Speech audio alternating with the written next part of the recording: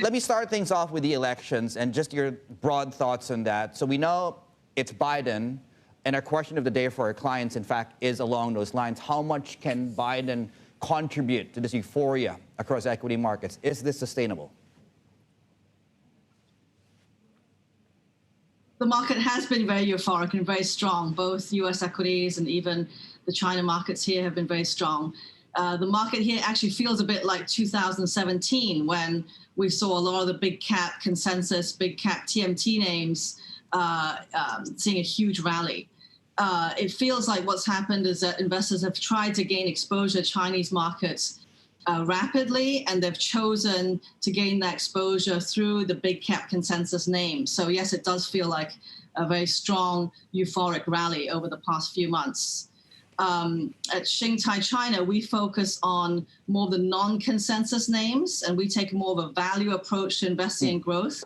So we still see a lot of upside for our portfolio. Right. How do you marry those two things? When you look at how equity markets have done, I would say even the last 2 weeks, there's really been a bid across growth and tech. You're obviously value focused there. Can those two things coexist? We believe it can, and definitely in the China context. So we try to capture the highest growth equities, but we try to pay very attractively priced entry points to gain exposure. So we're focused more on stocks that are maybe off the radar of the bigger investors. We try to focus on non-consensus names. Our exposure is predominantly in mid-cap, and our exposure is very differentiated from the index, from either other long-only China portfolios. So our portfolio characteristics are we're offering 30% EPS growth, the book, and is trading historically around 13 times PE. Yeah, certainly you've outperformed the CSI 300, so a good year for you over there at Xingtai. In terms of what you're seeing with the consumer here in China, how much of that consumer activity is playing through in your portfolio of stocks? How healthy is the consumer at this point?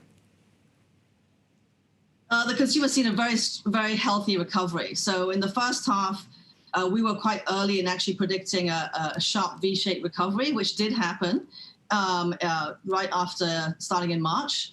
And the second half is that we're seeing much more earnings visibility with our companies, and very strong earnings visibility going forward and into 2021. Most of the portfolio is tracking above consensus earnings in terms of what they're guiding. And most of our portfolio is guiding towards above 30, in some cases above 50% earnings growth for next year. So we see a very healthy recovery in the consumer. We're seeing more visibility, and we're seeing a very stable backdrop in terms of macro in China. So we're very positive in terms of our outlook. Any concerns about headwinds from a tightening stance from the PBOC? We don't see that as a big risk. So from our standpoint of where we are, so our portfolio is predominantly in domestic demand plays. So we're in stocks that are really riding off that growth in domestic demand. So in terms of fiscal monetary policy, it doesn't play a big impact, we think, on the portfolio holdings that we have. The portfolios we have are even benefiting from some of the domestic circulation policies that have been announced. So if anything, we decided to invest in these types of growth stocks 5 years ago. Our strategy has been consistent since then. And what was a forecast 5 years ago appears to be a fact today, because it appears to be the fact that domestic demand plays are outperforming, and that's where we're seeing a lot of strong policy support as well. Michelle, maybe part of the value play there, and you tell us whether or not this constitutes something that you would, I guess, entertain when it comes to your investment universe.